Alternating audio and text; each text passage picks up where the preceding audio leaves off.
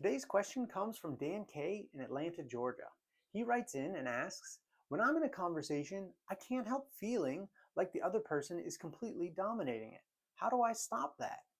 There are really two ways in which you can stop feeling like another person is dominating the conversation.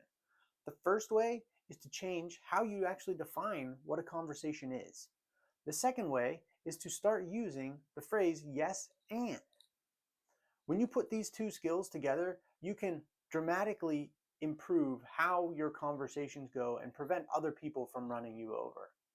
The first technique, changing how you define what a conversation is, most people don't have a definition of what a conversation is, and if they do, it's usually a definition of, I'm trying to communicate information to you that's important for you to know. It completely misses out on the idea of listening to the other person.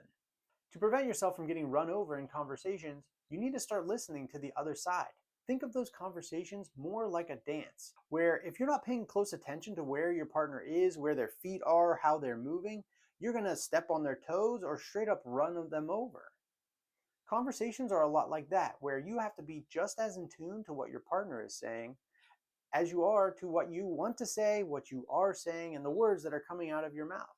If you're feeling like a person is dominating the conversation, it probably means that you have that old definition of what a conversation is, where you have some information that you want to put into the conversation and you can't quite figure out how to put that information into the conversation.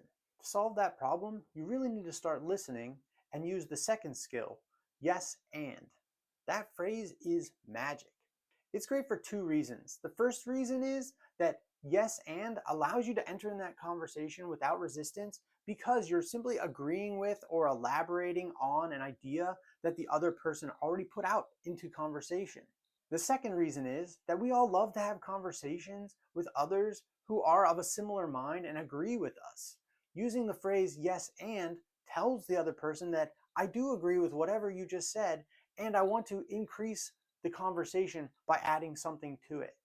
That means that the other person is much more likely to listen to whatever you have said that follows yes and. So my two recommendations for you, Dan, to stop feeling like you're getting run over in conversations are: one, change your definition of what a conversation is so that you start listening a bit more. And as you're listening, then start using the second, which is the phrase yes and. And that will help you get into a conversation and stop feeling run over. I hope that helps. If you would like to get your communication questions answered, submit them at the links below.